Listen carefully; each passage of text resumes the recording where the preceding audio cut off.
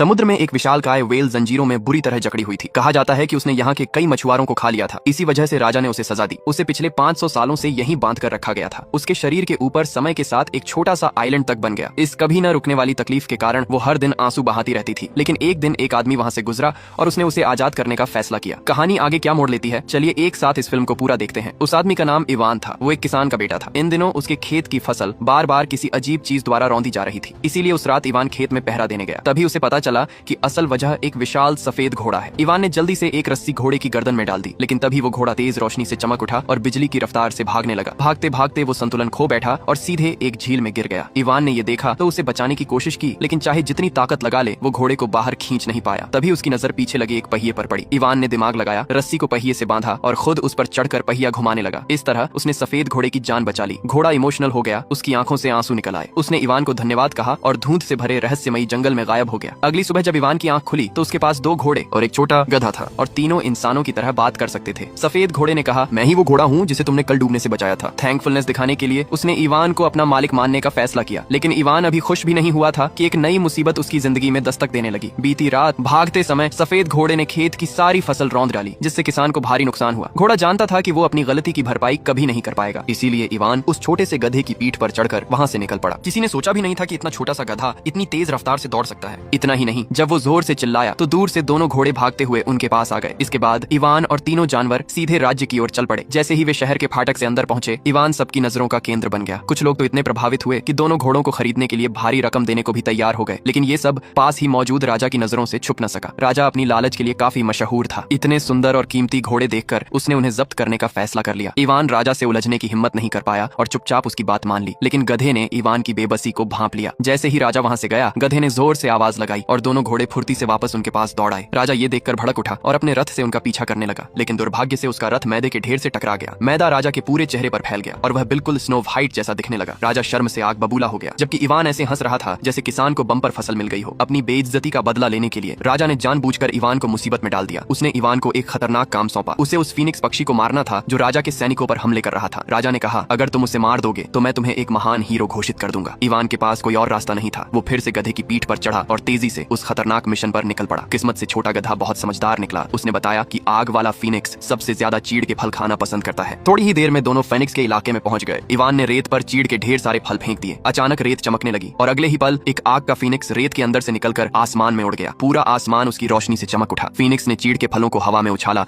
और मुंह खोलकर एक एक करके निगलने लगा। लग रहा था कि उसे सच में ये फल बहुत पसंद है। लेकिन अचानक फीनिक्स को चक्कर आने लगा और कुछ ही सेकंड में वो जमीन पर गिर पड़ा। असल में इवान ने पहले ही चीड़ के फलों में बेहोशी की दवा मिला दी थी। इवान खुशी से मुस्कुराने ही वाला था कि पीछे से एक पंछी का पंजा अचानक आगे बढ़ा। फीनिक्स पूरी तरह गुस्से में आ गया और सीधे इवान का पीछा करने लगा। जब वो लगभग पकड़ा ही जाने वाला था, तभी छोटा गधा बीच में आ गया और फीनिक्स को रोक लिया। लेकिन अब फीनिक्स का गुस्सा पूरी तरह फूट चुका था। उसने एक ही सांस में इवान की तलवार तोड़ दी। फिर उसने पंख फड़फड़ाए और भयानक आग चारों तरफ फैल गई। पूरा इलाका जलकर राख होने लगा। जब इवान पूरी तरह घिर चुका था और कोई रास्ता नहीं बचा था, तो उसने आखिरी चीड़ का फल फीनिक्स की ओर फेंक दिया। फीनिक्स ने स्वाभाविक रूप से मुंह खोलकर उसे निगल लिया। अगले ही पल दवा ने अपना असर दिखाया। आग का फीनिक्स धीरे धीरे गहरी नींद में डूब गया। अगले दिन फीनिक्स को रस्सियों से बांध दिया गया था। वो हिल भी नहीं पा रहा था। लेकिन जब इवान ने उसकी आंखों में भर आए आंसू देखे तो उसे समझ आ गया कि वो इतना निर्दयी कभी नहीं बन सकता। इवान दयालु था। उसने तुरंत फीनिक्स को बांधने वाली जंजीरें खोल दी। आग के फीनिक्स ने आंख झपकाकर उसका धन्यवाद किया और पंख फैलाकर फिर से आसमान की ओर उड़ गया, पूरी तरह आजाद और निश्चिंत। जाते जाते उसने एक पंख छोड़ दिया जो इवान के लिए धन्यवाद का तोहफा था। लेकिन जब इवान महल वापस पहुंचा और खाली हाथ दिखा तो राजा तुरंत भड़क गया। उसने सिपाहियों को आदेश दिया कि इवान को फांसी के मंच पर ले जाया जाए। इवान ने जोर से समझाने की कोशिश की। उसने कहा कि उसने फीनिक्स को वश में कर लिया था। उसने अपनी मुट्ठी खोली, उसमें फीनिक्स का पंख था। लेकिन जैसे ही उसने पंख निकाला, उसकी चमक खत्म हो चुकी थी। अब वो सिर्फ एक साधारण मुर्गी के पंख जैसा लग रहा था। राजा जोर जोर से हंसा और फांसी का हुक्म दे दिया। ठीक उसी पल जमीन पर पड़ा वो पंख अचानक चमकने लगा। दूर आसमान में एक तेज रोशनी दिखाई दी।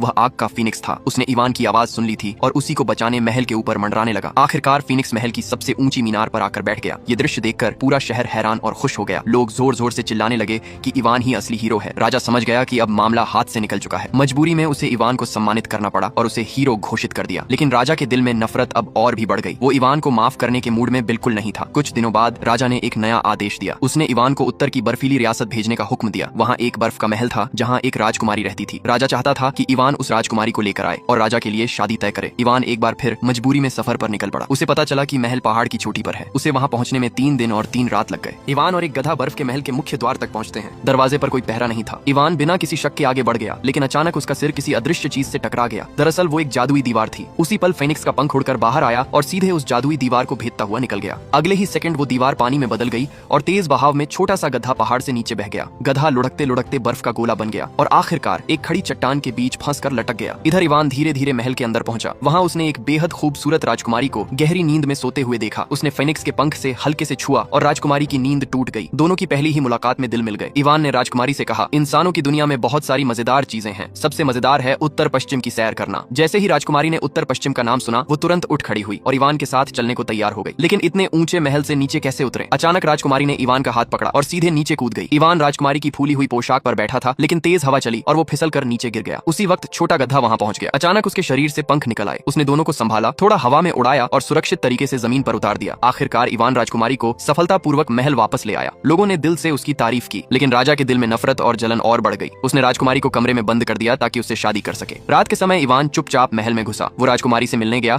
और खुशी खुशी उसे एक गुलदस्ता भेंट किया। लेकिन अभी कुछ होने ही वाला था कि तभी अचानक दरवाजे पर राजा पहुंच गया। दरअसल राजा राजकुमारी की परीक्षा लेने आया था। राजकुमारी को देखते ही राजा की नीयत बिगड़ गई। वो उसे हड़प लेना चाहता था। ऊंचे टॉवर में कैद राजकुमारी बस इवान का ही इंतजार कर रही थी। लेकिन वो दुष्ट राजा फिर से इवान को एक नया मिशन दे देता है। वो कहता है, पूर्वी समुद्र में एक अपराधी विशाल व्हेल है। दिखने में वो एक आइलैंड जैसी लगती है। गलती से उसने कई मछुआरों को खा लिया था। इसी वजह से उसे यहाँ 500 सालों से जंजीरों में बांधकर सजा दी जा रही है। लेकिन मैं उसे माफ नहीं करूंगा। तुम जाकर उसे मार दो। जब इवान ने व्हेल की दर्द से भरी आंखें देखी तो वो वार नहीं कर सका। उसका दिल पिघल गया। इवान ने फैसला किया कि वो उसे बचाएगा। इवान छोटे गधे पर सवार होकर उड़ता हुआ व्हेल की नाक के छेद में घुस गया। व्हेल के शरीर के अंदर दृश्य ऐसा था जैसे रात के आसमान में चमकते सितारे। गधे ने अपने पंखों से व्हेल की नाक के अंदर हल्की गुदगुदी की। व्हेल को जोर की छींक आने लगी। अचानक व्हेल ने धीरे धीरे अपना शरीर उठाया और पूरी ताकत से जंजीरों को खींचा। सारी जंजीरें टूट गईं। समुद्र का पानी आसमान तक उछल गया। इवान और गधा भी उसके साथ बाहर उड़ाए। इस तरह व्हेल आजाद हो गई। इसके बाद व्हेल के पेट से दर्जनों मछुआरों की नावें बाहर निकल आईं। तभी सच सामने आया, असल में ये इलाका व्हेल का था, लेकिन मछुआरे गलती से उसके क्षेत्र में घुस आए थे। इवान किनारे पर पहुंचा। तभी एक केकड़ा उसके पास आया और उसे एक अंगूठी दी। वो व्हेल की ओर से धन्यवाद का तोहफा थी। लेकिन इवान के दिल में हर पल राजकुमारी की चिंता थी। उस बूढ़ा, क्रूर और लालची राजा से राजकुमारी कभी भी शादी नहीं करेगी। राजकुमारी का सच्चा सफेद घोड़े वाला राजकुमार तो इवान ही था। उसी रात इवान चुपके से राजकुमारी के कमरे की खिड़की तक पहुंचा। उसने फेनिक्स के पंख से लोहे की सलाखें तोड़ी और अंदर घुस गया। लेकिन दुर्भाग्य से ये दृश्य एक दुष्ट दरबारी ने देख लिया। इवान ने व्हेल की दी हुई अंगूठी निकालकर राजकुमारी को प्रपोज किया। उसी पल दरबारी ने सैनिकों को आदेश दे दिया, इसे पकड़ लो। राजा के आदेश से घोड़े को गोली मार दी गई। इवान को मौत की सजा सुनाई गई और फांसी से पहले कैद में डाल दिया गया। उधर राजकुमारी इवान के लिए फूट फूट कर रो रही थी। तभी खिड़की के बाहर एक नन्हा चूजा चिप चिप करता दिखाई दिया। वो राजकुमारी को घायल गधे के पास ले गया। राजकुमारी ने कहा, इवान को अब भी बचाया जा सकता है। दुनिया के आखिरी छोर पर एक डैंडेलियन का फूल है। अगर वो मिल जाए तो मरे हुए को भी जिंदा किया जा सकता है। गधे के पंख घायल थे, इसलिए वो पूरी रात दौड़ता रहा। अगले दिन राजा ने 3 बड़े कड़ाहे मंगवाए। 2 में उबलता पानी, 1 में बर्फ जैसा ठंडा पानी। राजा बोला, अगर इवान इन तीनों में कूदकर जिंदा बच गया तो मैं उसे छोड़ दूंगा। इवान समझ गया ये मौत का खेल है। उसने राजकुमारी की ओर देखा और कहा, इस जीवन में मैंने सिर्फ तुमसे ही प्यार किया है। इससे पहले वो कुछ कह पाता, राजा ने उसे उबलते कड़ाहे में धक्का दे दिया। राजकुमारी ने घबराकर अंगूठी उतारी और उबलते पानी में फेंक दी। अगले ही पल इवान चमत्कारिक रूप से हवा में उड़ उठा। फिर वो बर्फ वाले कड़ाहे में गिरा। तभी फिनिक्स की आवाज गूंजी, एक पंख बर्फीले पानी में गिरा। इवान फिर उछला और तीसरे उबलते कड़ाहे में गिर पड़ा। नीचे खड़े लोग सिहर उठे, अब तो ये पक्का मर गया। यहाँ तक कि राजकुमारी भी जोर जोर से रो पड़ी। तभी आसमान में एक तेज रोशनी फूटी। धीरे धीरे एक डैंडेलियन का फूल नीचे गिरा। धुएं के बीच से इवान बाहर आया, फरिश्ते की तरह, मानो स्वर्ग से उतरा हो। दरअसल उस रात छोटा गधा अपने दर्द को दबाकर पूरी रात दौड़ता रहा। अपनी बची खुची ताकत से वो दुनिया के आखिरी छोर तक पहुंचा और जादुई डैंडेलियन का फूल ढूंढ लाया, जिसमें मृत्यु से भी वापस जीवन देने की शक्ति थी। इसी फूल की वजह से इवान आखिरकार हर परीक्षा पार कर गया। लोगों में खुशी की लहर दौड़ गई। सब एक ही बात कहने लगे, सच्चा राजा तो इवान ही है। ये देख लोभी और क्रूर पुराना राजा भी सोचने लगा, क्यों ना मैं भी अमर बन जाऊं। वो भी जादुई कड़ाही में कूद गया। लेकिन अगले ही पल एक विशाल बुलबुला उभरा और उस दुष्ट राजा को लेकर सीधे उसके पूर्वजों के पास आसमान में उड़ गया। लोगों के जोरदार समर्थन से और राजकुमारी के प्रेम के साथ इवान नया राजा बना। राजकुमारी के साथ वो खुशी खुशी राज करने लगा। अगर स्टोरी पसंद आई हो तो वीडियो को लाइक जरूर करें और चैनल को सब्सक्राइब भी जरूर कर लीजिए।